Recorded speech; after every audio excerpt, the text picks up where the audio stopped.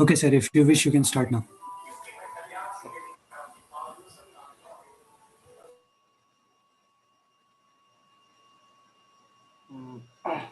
So I was thinking, so how should we go about it today? Like, since we have to cover deep, network, we have many things to cover. So I'll just go over the basic mathematics of the neural network, whatever is how can be happen today, and then tomorrow we'll try to do an implementation tomorrow or day after in the by trying to train a neural network using TensorFlow.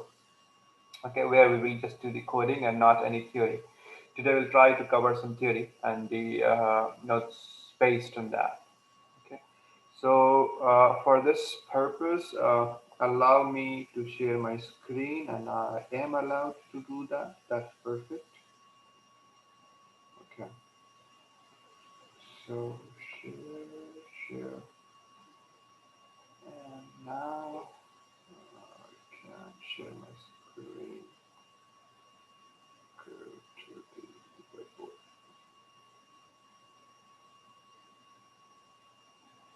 Yep.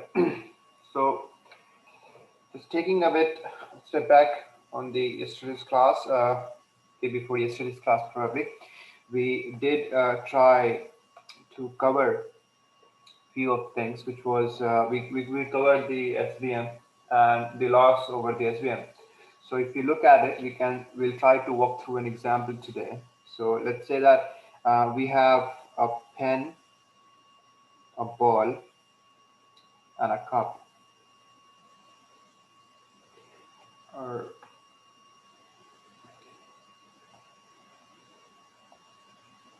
okay, and so what we are trying to do is we are trying to look at that if we were trying to train it a model and we have got some output with it, with this thing. So what would be the preferred value so that we are getting from the output, or like the scores of the different one, and trying to recalculate it through our model and see how loss is going to happen. So let's take some values like the output would be 3.2, 5.1, minus 1.7. Then we have 1.3, 4.9, and 2.0. And then you have 2.2, 2.5, and minus 3.1. So where these are the predicted scores, and so this was the real class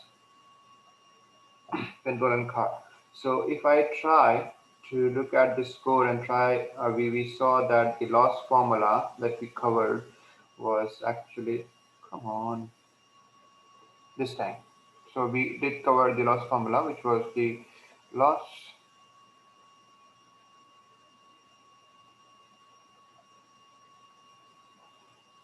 was equal to 1 by n sigma over I li f of xi, which is the true class weight, comma, the real truth.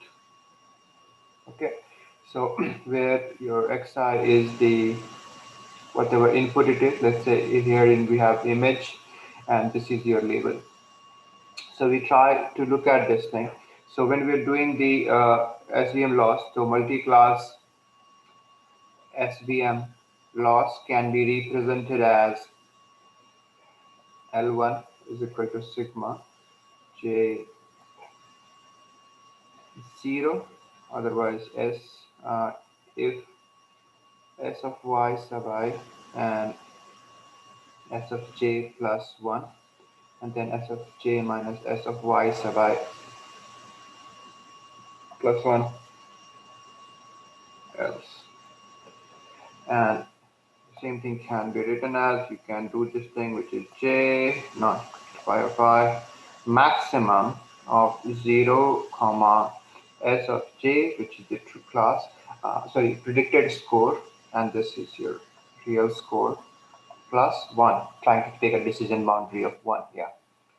So this is what we try to do, and this function looks like hinge loss.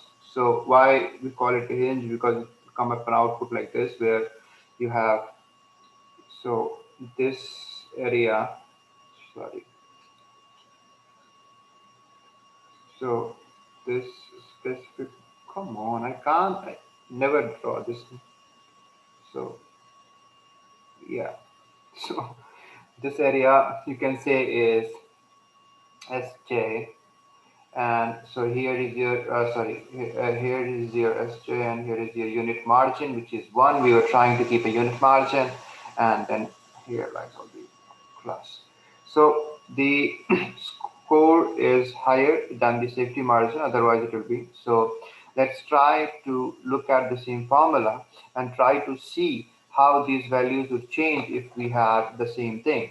So let's say that I'll just write the same thing, which is we have to iterate over, since it was sigma, we have to iterate over all the classes. So I'll just write here the same thing, which was PCB, which is pen column block, and then again here with PCB, which was the 2. So the predicted was 3.2, 5.1, minus 1.7, then 1.3, 4.9, and 2.9, and then 2.2, 2.5, and minus 3.1. Now we want to calculate this. So what we will calculate is we'll have to put it in the formula, which we had just saw. So it will be max of 0, comma. The true is, so we have to calculate this one for the pen, right? So for the pen, we will have to iterate it over all the round classified, which is the C and the B as well, the score. So for the C, it was 5.1. It will be 0, comma, and for the ball, it is minus 1.7, right? And for the pen, it is 3.2. So what you have to do is 0, comma. So for the first one, we have 5.1. So 5.1 minus 3.2, which is a true, plus 1, plus maximum 0, comma, minus 1.7 minus 3.2 plus 1. This is how we're trying to minimize the loss. If we calculate this, so it will be maximum of 0, comma 2.9 plus maximum of 0, comma minus 3.9. So if you do the maximum 2.9. So this is the we got loss for the class P, right?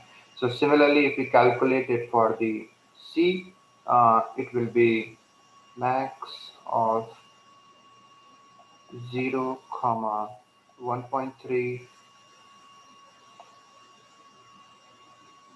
minus 4.9 plus 1 plus max of 0, comma 2.0 minus 4.9 plus 1. So if you solve this, this will be 0, comma 2.6 max, then max of 0, comma 1.9, which is equal to 0. Similarly, if you calculate it for ball, it will be 12.0. So now when we calculate the loss, we will have to just do a summation over all of them. So which was the formula here. We will do the summation for all the classes. So it will be 2.9 plus 0 plus 12.9 by 3, which is the total divided by n. Okay, so this is what we have seen till now, and so the total, so the output of this would be so 5.27. So this is the score that how bad our classifier is performing on all of this one. Okay, since we looked at in our loss formula. So this is what we did in the cost in terms of loss function. There can be different loss as well. So you can understand the variation that we try to derive on the other day to just to maximize and the margin or define the better margin for this one. Now let's try to come over the neural nets. So neural nets is like, I'll not just go into the very basics of it. Like I'll just go into the basics, but not go into the biological side. So neurons, we all understand the neurons from the brain. So let's consider that this is your scenario. So this is your brain, which is a pretty bad one, counting me as a neuroscientist. So let's say that you have a box of neurons here, so which is defined with weights and thresholds. Okay, so we have weights and thresholding here, and you give an input here, which is x1 and x2, like this till xn.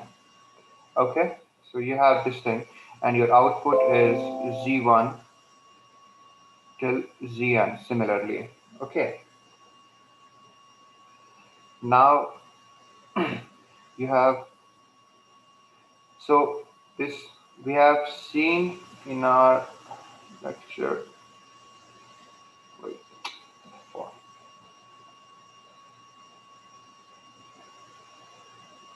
don't know, there's something problem with it. So we have seen in the lecture that Z can be expressed, any neural net can be expressed as the function of x vector, weight vector, and threshold vector. Okay, so here this is an input. So neural net can be a, so if you just try to understand this, so you can always say that neural net is a function approximator, right? So you can just say that the function approximator, you can express it as theta of g x another rotation. So this is a performance function, right? So we have a performance function. So this is the desired vector, what we want, and this is an output vector. Okay. So one way is to solve this is like we take the magnitude of this one. So we will have P is equal to this thing, which is theta vector dot z vector, and you will get something like this.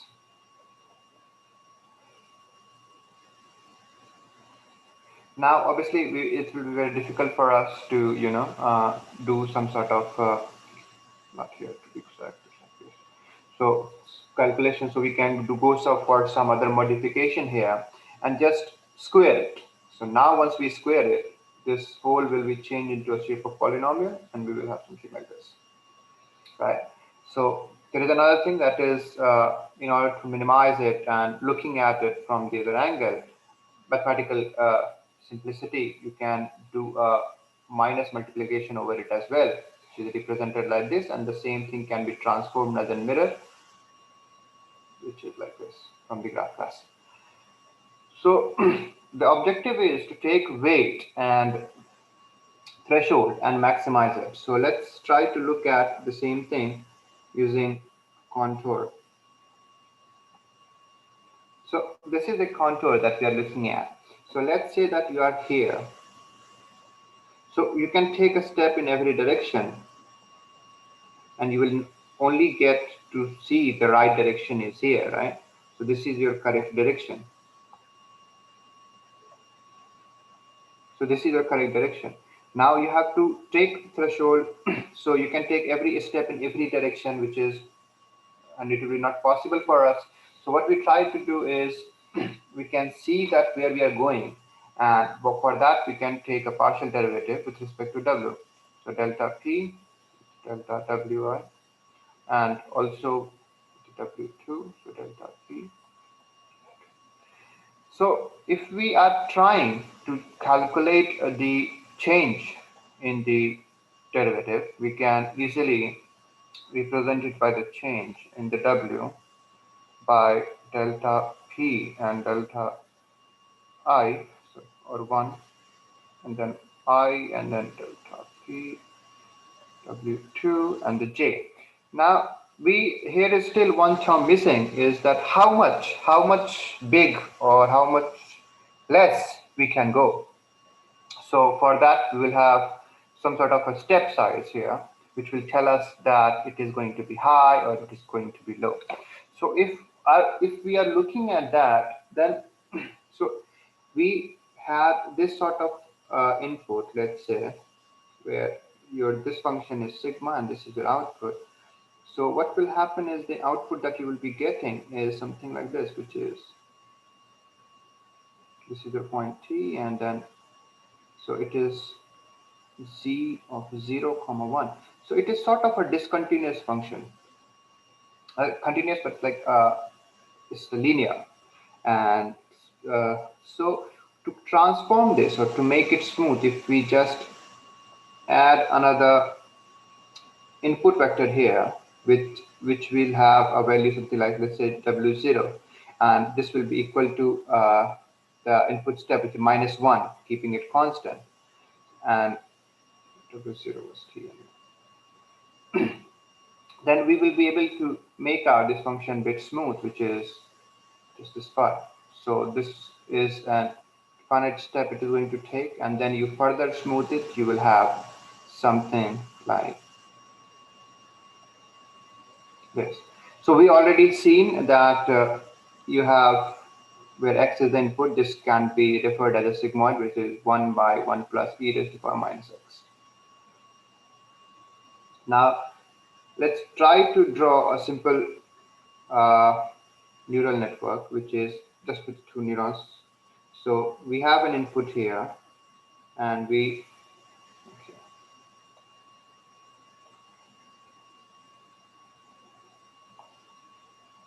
So we have an input here, just going for the, which is your W1. Then it is coming out, which is a performance one. It is going into a box function, which is, let's say this function is sigmoid. Output coming out from here, which is y, and then you have W2, then again P2, and again you have a sigmoid, and this is your output, Z. Right?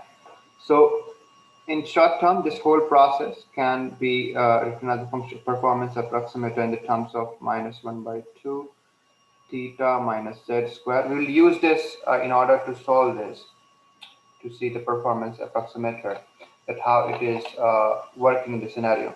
So right now, let's try just to calculate the change here. So we have for the p. So for the p, if we try to do the change with respect to W2, we'll do a partial derivative of p with respect to W2, which will be partial derivative of p with respect to z, and then partial derivative of z with respect to W2. So we have W2, we can just take this term off, and we can further break it down into the beginning one, which is z with respect to P2, and then P2 with respect to W2. Similarly, when we are trying to calculate for W1, we will be having P with respect to Z, and then C with respect to P2. So we will have to keep on going till the beginning, which in this case is here. Yeah, we are here, so we have to reach till here by doing the partial derivative. So we have to just write it in the form of full chain rule. So it will be straight. So if we have to do this, P by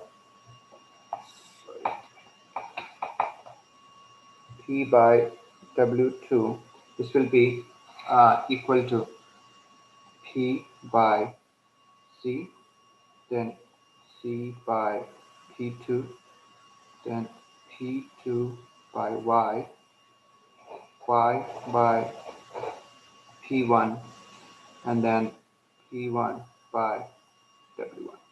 So it's something you will be able to easily see is this is sort of a chain rule that we are trying to do, right? So this is what we are trying to solve here, which is this thing.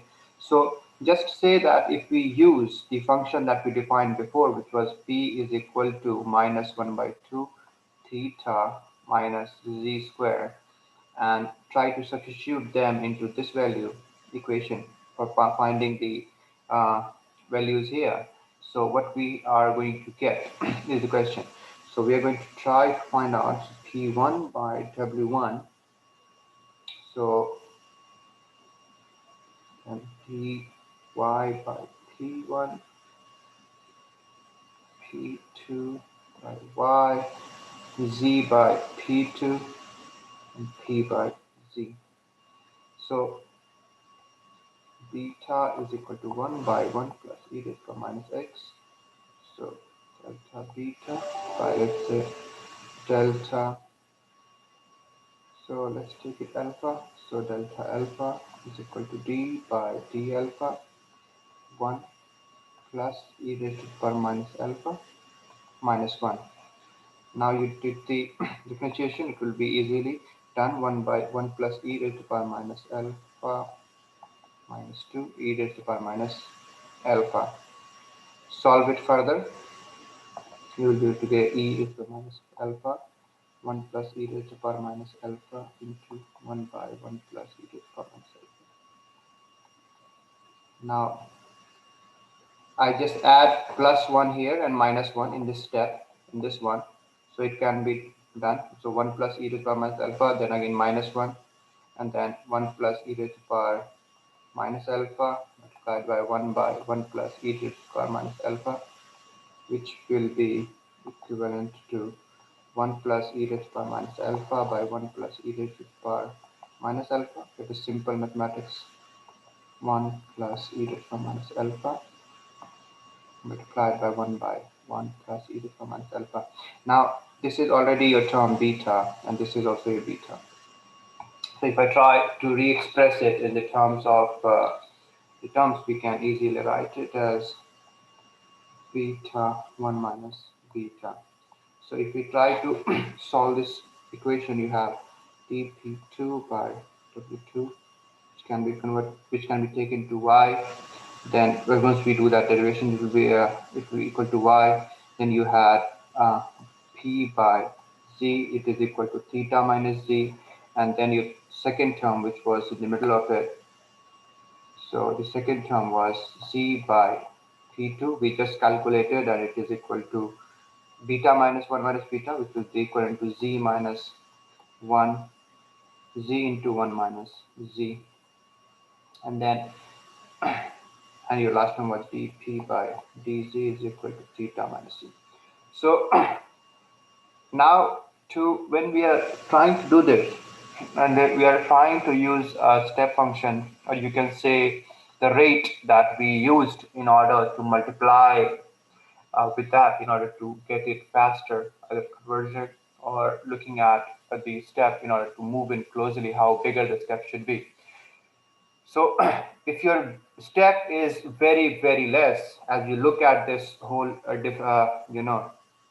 derivation, uh, from you, when you look at this whole derivation, you can see that this is going to take so much time in terms of calculation, right?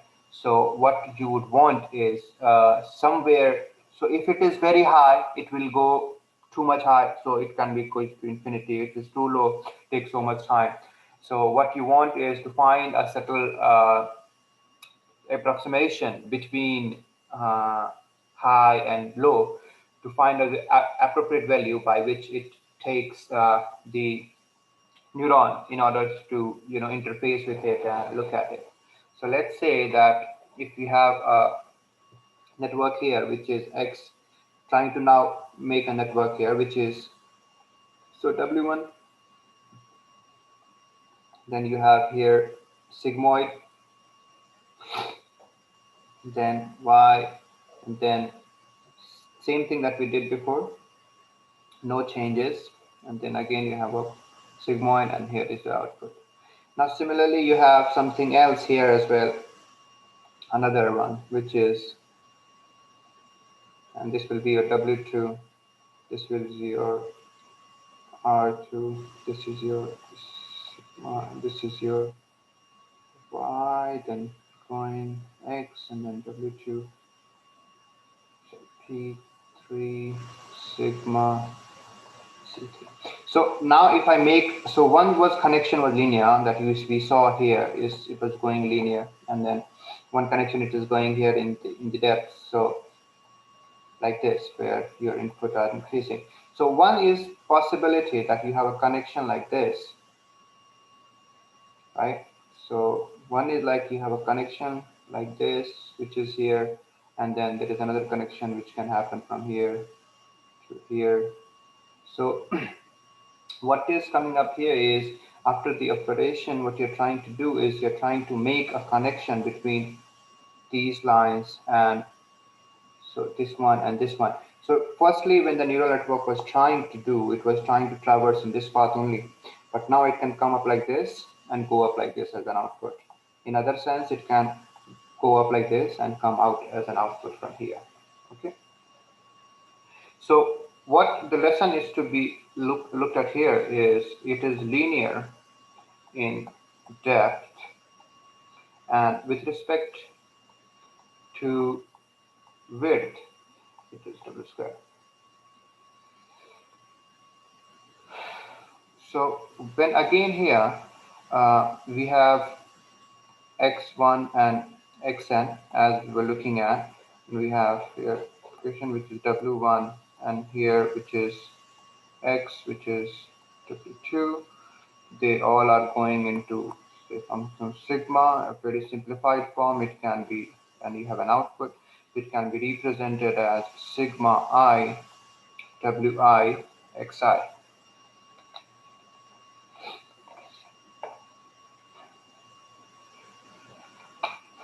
I have something to say.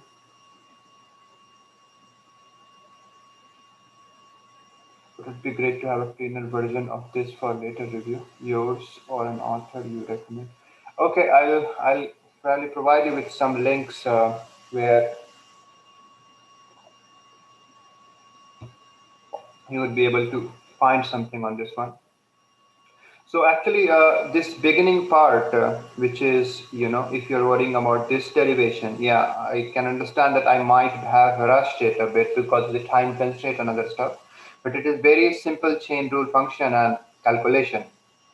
I'll provide you the link. I studied it during my time from MIT one. So I'll provide you with the link. He was a very good professor, and probably he will be able to. I love him actually. It's Patrick Winston. He's a very exceptional professor that I've yet found, and in the way he explains stuff. So he will be able, yeah, Patrick Winston, MIT. So you will be able to look at his form of also the way he is explaining this from the neuron perspective. If you have no foundational knowledge or something, you can easily go on to that. Now, in the case of CNN, so you will find many of the similarities that I have covered. Yes, so you will find there will be not much of what do you say? Not much of change there in the notation or anything else. It will be similar. So in the case of CNN, we have this thing. So now for moving, this was a simple neural network. Now we have gone towards the convolution neural network. In the convolution neural network, it's the term new introduced is convolving, right? So what convolving does is actually you decide a kernel that you have, and it's like a filter, and this is a filter actually, and then you multiply that with a patch of the image of the data input, and it converts it. Okay, and then you shift it and you keep on calculating it. So let's say that you have this image of 128 by 128. Okay, and so you took first patch of the image like this thing. Okay, so let's say that you took only the first patch of this thing. So you did this computation and then you give it an output. So here this will represent a point. Now you moved it one slot and then you come here. Okay.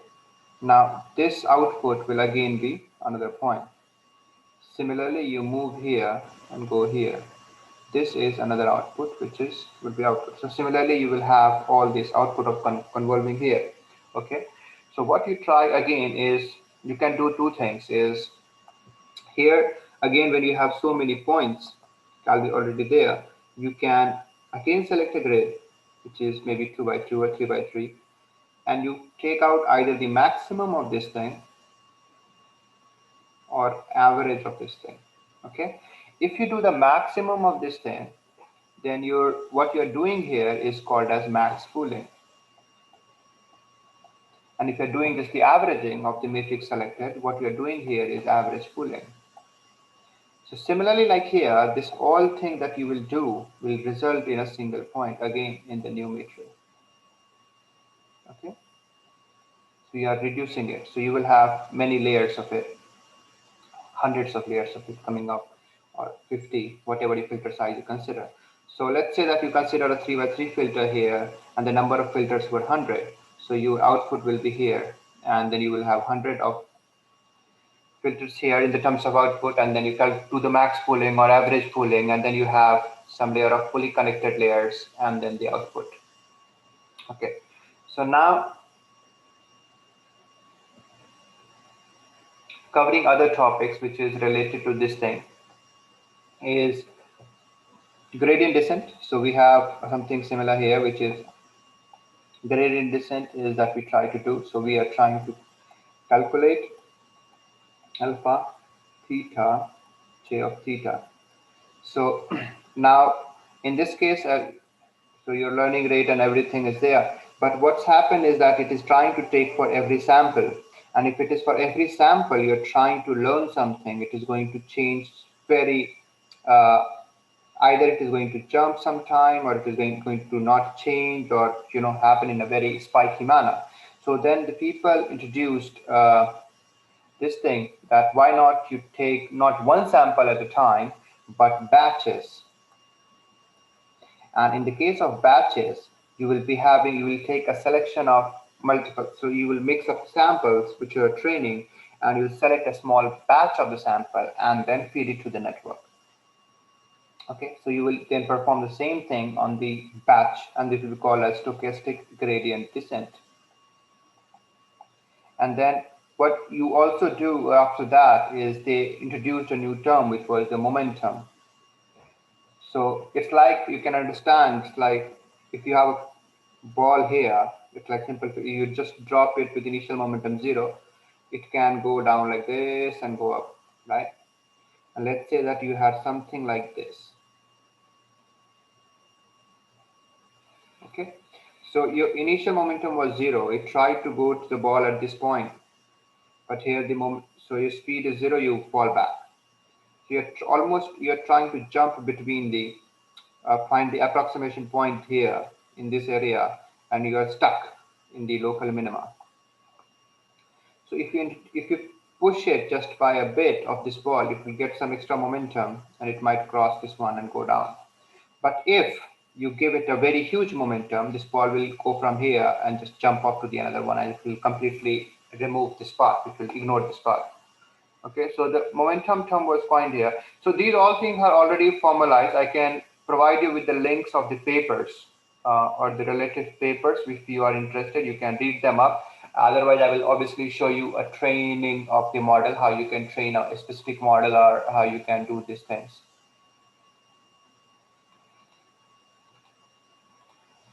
Okay, so we introduce the term momentum here, and come on, surfaces sucks. So then you have the v plus eta theta j theta. Theta can be theta minus alpha v. Then you can add acceleration. So this is like you keep on the people have been keep on adding the terms. So you add the acceleration, then your neutron momentum comes into the picture, and other stuff. So we'll not. Then you have you can add an acceleration. Then your comes up to the another one, which is adaptive gradient, and then you have the atom, which is adaptive momentum. So you can write down the formula if you want, but it's so for example, I'll just write it down in order to do that. So for example, if you have an adaptive gradient, then it will be theta t plus 1 with I is equal to theta t comma 1 minus eta g, come on, gt comma I 1 plus theta t comma I j of theta t comma 1. So this is similar. So then your atom will be also there. So there are plenty of formulas. So I will just provide you with proper links to all of them, which you can use, and then we will be we also will be interested in using some of them in our own lecture. So let's try to understand for a moment, which is one of the important term, is that how does a back propagation actually works. So in terms of minimizing the loss, we try to learn from the network and back propagate it, right? So let's say that you have one very small network here. Okay, so this is your input, and this is and then you have this output, right? And so you have a weight here which is equal to 0.8, and let's try to see how it changes up. Okay, I dot w. So the cost function, let's say, is y square. Okay, so if I try now, then what will happen? My input is, so my input is,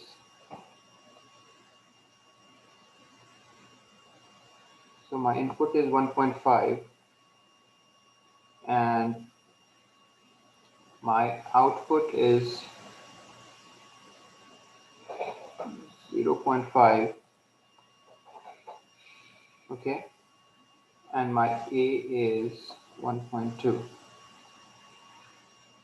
So let's see that we start with this one and then we calculate with this thing, and then we try to look at this line. So if I try to plot this up, it will be like this thing. So A of W is equal to 1.5 into W, because A is equal to I into W and I was your input. And then if I am trying to find the cost function. So let's say that you are introducing an A minus Y squared, so it's something like this. So parabola, so which is equal to A minus Y squared that we have done. So now in order to find the minimum here, we'll have to again do the partial derivative, which is the cost function with respect to A. It will be 2 of A minus Y. And then now so in the general form, we write it as delta by delta x, f of gx is equal to g prime x, f prime g prime x.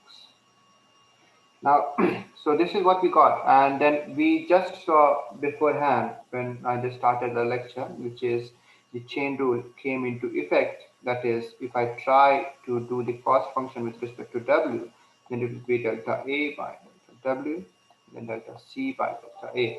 So we have this this activation after the error function, and this will show that the W is affecting the A here. Okay, so W is affecting the A here, and this is showing the cost function. So now if we try to calculate this whole thing again for a second, then you have this thing is delta C by W is equal to delta A by dW, then dC by dA. So we have this value as 1.5 into 2, 1.5, W minus 1 is equal to 4.5 into W minus 1.5. So this is, so in back propagation, actually, what happens is you're trying to find the error here with respect to the end of the neuron that we try to see. If there was only 2 neurons, what would happen? But if it is many more, the same chain rule is going to apply. And we saw in the beginning that it is a loop function, but what is happening is it's looping, so you have to calculate once and then a recursive call will be there. Another term that comes up into the picture is batch normalization in the neural network. So batch normalization is important in order to, because we're trying to minimize the loss, right? So let's say that you have,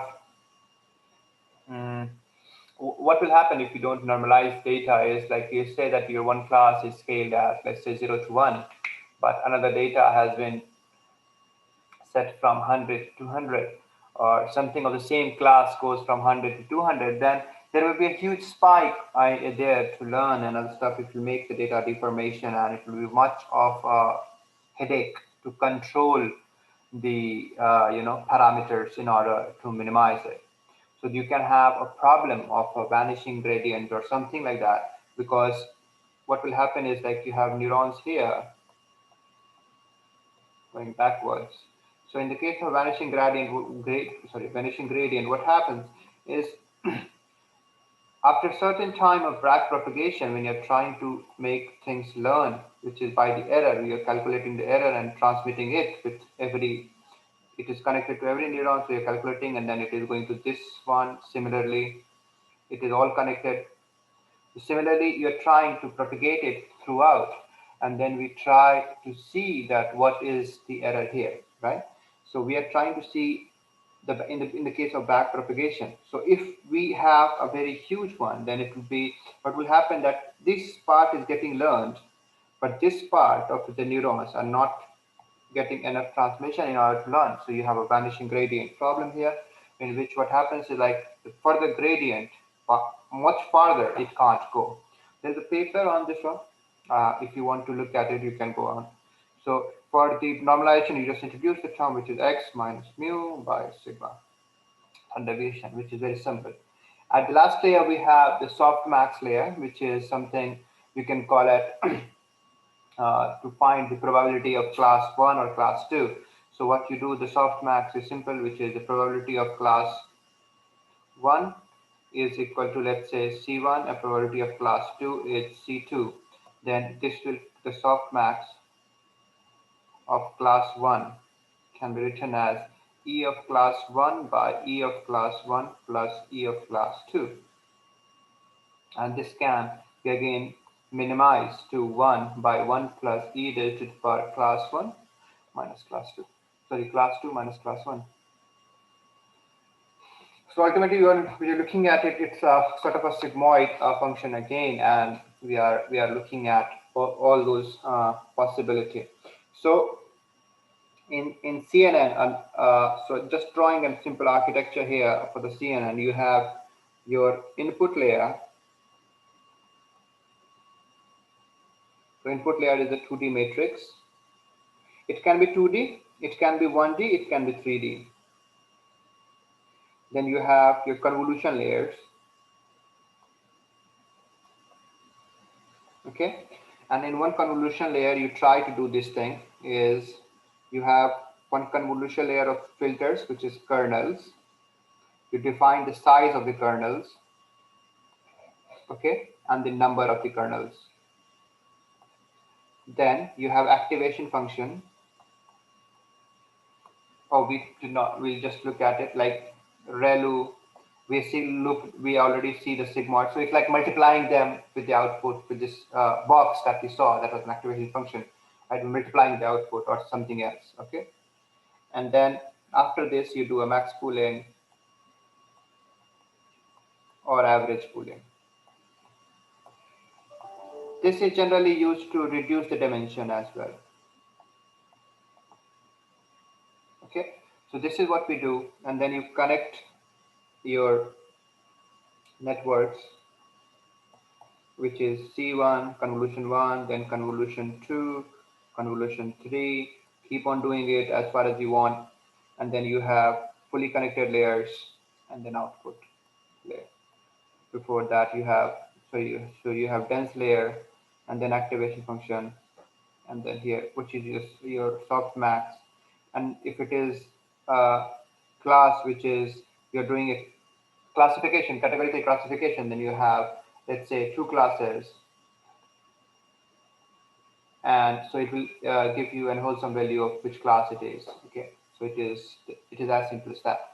So this is generally how this whole set of CNN goes. There are other variations in the CNN as well. Like what you can do is when you are feeding this block of neural network, doing the operations of convolution, which is matrix multiplication, nothing else. What you are doing, what you can do also is, what you do here is you give an input to this network, and when you are giving this output of C1 to C2, you can also give an input to C2 as well. Similarly, when C3 is getting an output of C2, you can give an input of C1. No, sorry, output of C1 as well. So it is, so by this method, what you do is we are introducing sort of a skip scenario in order to feed the behind as well. So there can be many modifications that you can do depending on your data set or something like that. But the basic, whatever image data set or any other neural data set also you try to do, you can just use it with a simple convolution neural networks, which is you have input layer, then you add your layers, and then you have in the layers you have your kernel, the size of the kernel, and then depth, which is the number of filters, and then the pooling and softmax and the classification. Okay. Now let's quickly try to go through something, and then tomorrow we'll be able to code something. So this is the so just a bit of a biological background to neural networks is you have this neurons and other stuff, but we have an input here, and then you have a function, you have the weight, you do some, and then you have the activation function. Okay.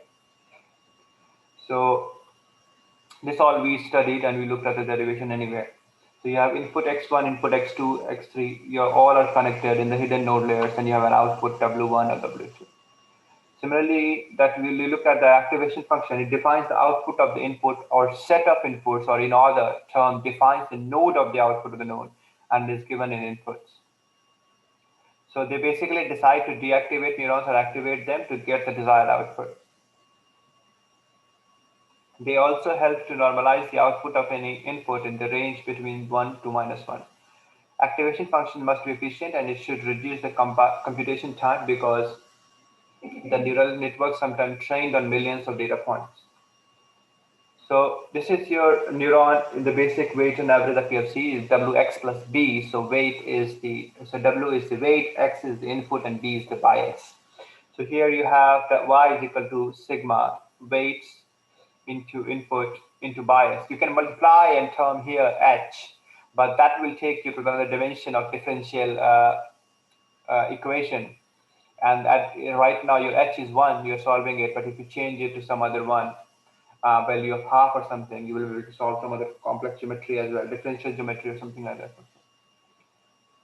Activation function is sigma weights into input will bias. So without activation function, weights and bias would only be a linear transformation or linear network. So like it's just like multiplying it with a simple linear trying to fit on a linear line. But here we can use a sigmoid function, something like that. So addition of activation function to neural network executes the non-linear transformation to the input and make it capable to solve complex problems such as language translation and image classification that we're trying to do. The important activation functions are ReLU, sigmoid, tanh. So ReLU is your 0 to 1 ratio. So for all the negative input, it converts them into 0. And then for all the positive, it is taking it towards the 1. So the ReLU is the most used activation function actually in the world right now, since it is used in almost all the convolution networks or deep learning, almost. But in some cases, ReLU doesn't fit well because you see all the negative values that you are seeing here has been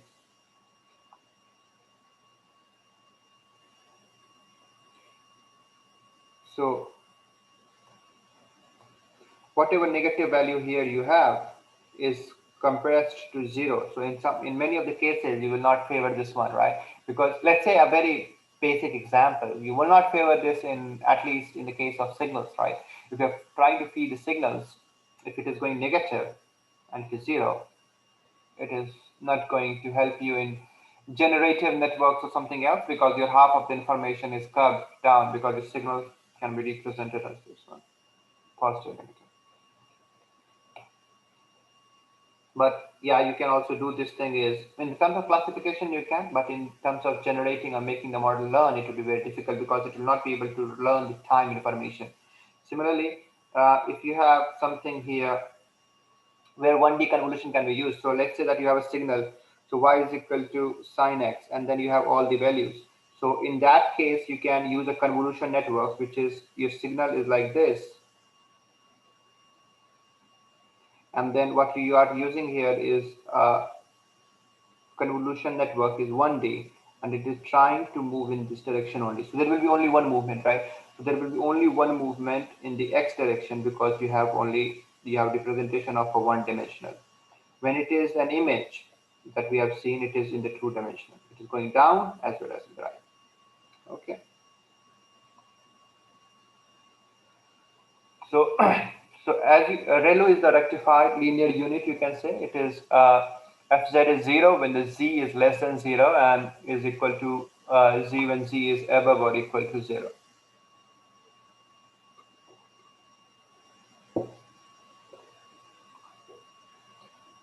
All negative values become, so then there comes the concept of leaky Relu. So it is solving the Dirac-Relu problem. It is the same thing that we saw in the vanishing gradient. Similarly, in the Dirac-Relu, it is unable to learn the negative function or something like that. You reduce Dirac-Relu. So here you have some negative value as well. So the range of leaky Relu is minus infinity to infinity. Okay. And then you have tan h. Obviously, we all understand what the tan h is. So this is the tan function. And so this function is advantage that negative inputs will be mapped strongly negative and the zero inputs will be mapped near zero in the tan h graph. So if it's a signal or something like that, you might use it to consider if you're trying to generate a signal, something that you're trying to use the tan h function. It might be much better for any signals than any other signals that any other data set. For example, in image, it might not be that much useful.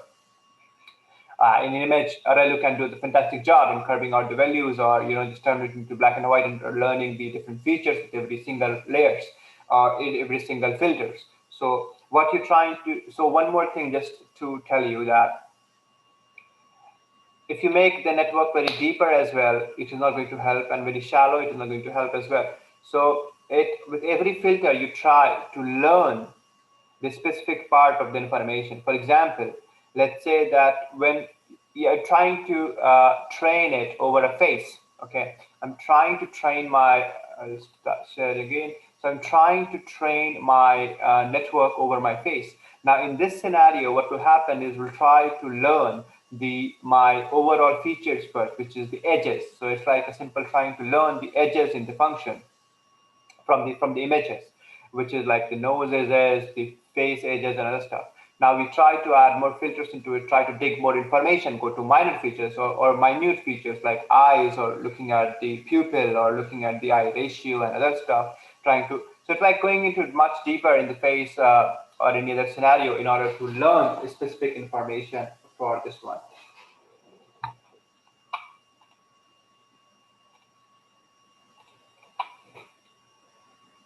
So then you have the sigmoid function. Again, we have looked at the sigmoid activation anyway, so not repeating it again. So we have seen it in the terms of gradient descent that we saw the plot that I draw with the parabola. If you're at a certain point, you try to find in which direction to go to order to minimize the solution. For that, you use the first order differentiation in order to find out which point to go towards in order to do this differentiation, right? So in different direction and how much to change or update the curve depending upon the slope. That is what we're trying to do. So check out, so example that we are trying to see is how the weights and bias will be updated. So let's say that we have an array 0, 0, 0, 1, 1, 0, 1, 1, and we try to run this array. So we define our initial weights as 0.1 and 0.2. Bias is 0.3 and learning rate is 0.05. You define a sigmoid function and then define the derivative of the sigmoid function. So for epochs in range of 10,000, so you're going to print the whole thing is going to run till 10,000 times. So input is equal to x, infeed is equal to np dot, which is dot product of the input and the weights plus bias. What is the function we have seen is h of fx plus b, which is wx plus b. Forget about the h. So now the output is the out in the sigmoid in the infeed, and then we're calculating the error. So error is obviously that we have seen in a few classes before, that out minus y and the x is the error dot sum, and then we print x. So then we see the derivation, and then so dr out is error, and then we find out the sigmoid differentiation one, the differentiation sigmoid, which we have used here as an output, and then you have the dr out and then d unfeed, and then input is x dot t again. Derivative final is dot product of input into derivative. updating the weights and the values. So weights is equal to minus negative equal to learning rate multiplied by the derivative final. For I in the derivatives, bias is equal to minus equal to learning rate into -1, and you try to look at how this is going to train.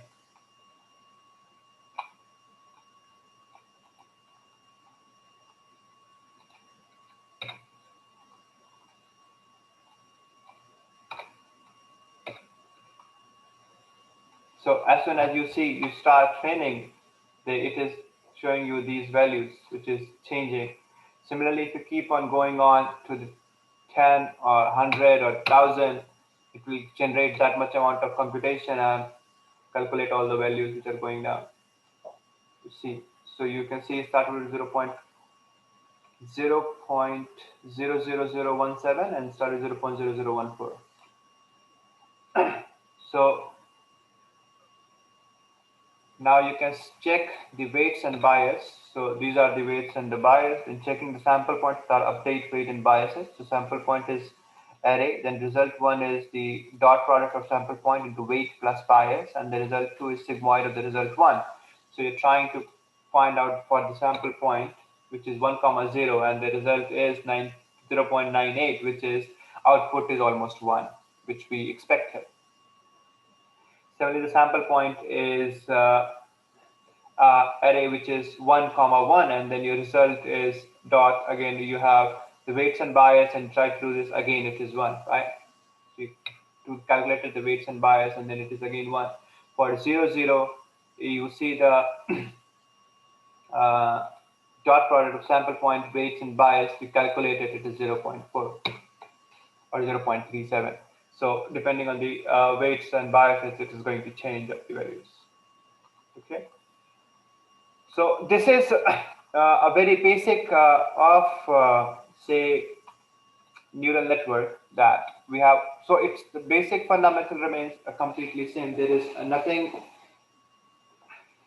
much advanced that we did. Instead of changing the function, we looked at the function, interconnection of the function, the partial derivative in the form of chain rule, which is updating the parameter. We looked at the gradient descent in terms of finding the direction in which we have to go in order to minimize. That's why we calculate the first order differentiation, which you might generally be knowing already, or not. If you're not known, then it is there. And so the deeper neural nets is like simple same connection of these things, and it will like expanded from the form of the partial derivative, which is which can be a recursive function in terms of calling up the function and calculating each time the weights and biases.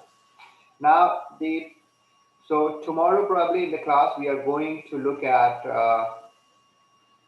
the programming of this thing.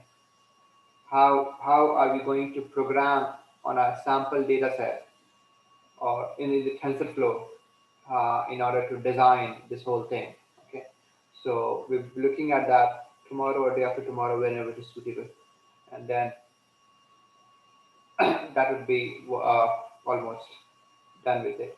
So now if we so let's come back to one of the points that we should discuss is the assignments one is for the students who are here and going to do. We have covered completely the machine learning, so you should be fine in submitting the assignment. So I expect you all to submit your assignment by this Friday. Okay, so the people who will be able to submit the assignment by the Friday will only be eligible for the certificate, else they will not get a certificate by using the machine learning model I expected. You can say that to your friends, and PGNC, you can take a note of this one as well and put it on Slack if needed, right? So the machine learning has been covered completely. So you can create a small channel, no, not channel, but you can ask them to submit it to you, and then you can pass me over so that I can check it. PGNC, is it fine with you? Yeah, is it totally fine? Yeah. So that we know that many students are not coming. Are they even reading or not? I don't know. So just to make sure of these things, I'll try to put Assignments? up speak. Sujit, Yes.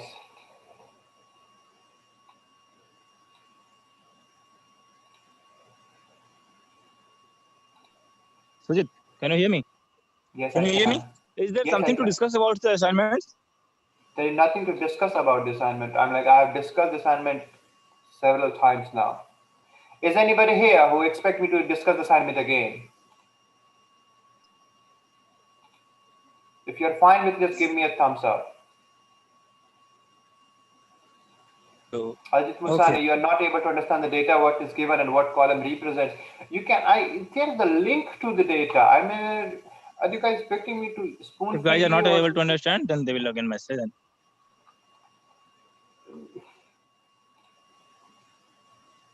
there is data link and everything. You go there, you will be able to look at it.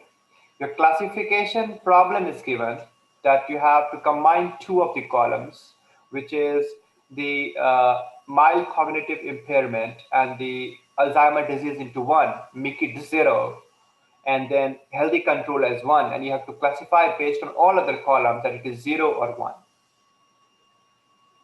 Sujit, hello? Speak.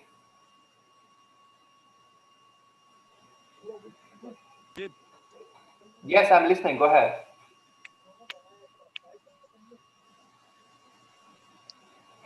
Do we really need to create another channel, or we can proceed with that channel we have competition for competition channel? That will be No, okay I don't for want you assignments to. as well?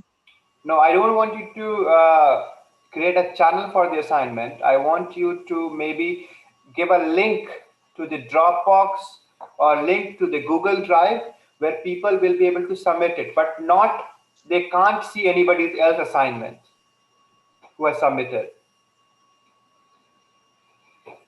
I will create a Google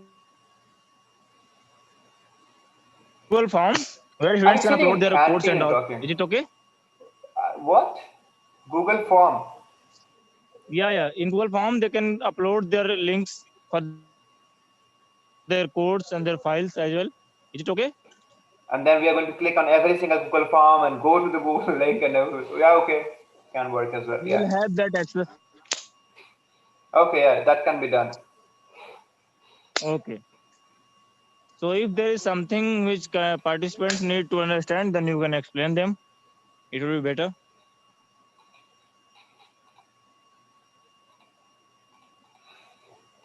Okay, I would recommend you to read it first through the website. Yes, the link I have provided, it will be able to explain you. This is the part of the person who is trying to do the data analysis. No, everything will not be told to you. So I expect you to do some work on your own. I have given the data, but it is from there only, modified. So you can look at the data and you can look at, I try to I modified the data in the simpler form as well. Look at that and then you can try to understand this thing, which is very well what that column Okay. represents and other stuff. However, the column names have been given to you and you can easily do that. Let me just quickly have a look at that. So one is your data dic.csv and you can uh, you will be able to look at it, which is your field name, then your table name, and then your CRF name, the text, type, length, code, and units. These are there.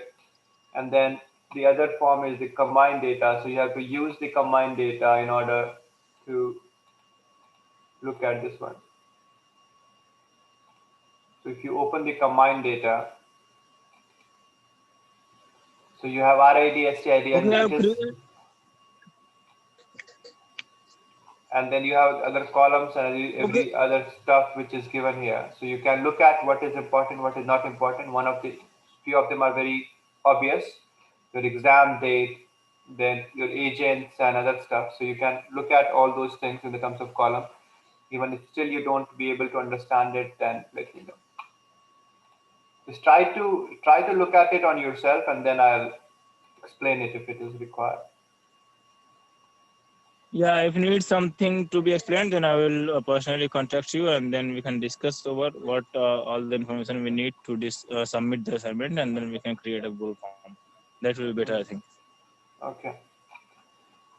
However, it is written very clearly, mild, moderate in the So if you look at the one of the data which is there in the combined data, and then there is, so you actually have to train it on the combined data, and then you have data dic.csv where you will have this whole thing, which is the data thing description. Yeah, here Data dics is the I data would also description like of this one. I would like to ask with candidate participants, if you want anything to ask with Sujit, then please ask him about the assignment and other things as well. It is a better time. Okay, After that, we will be creating. and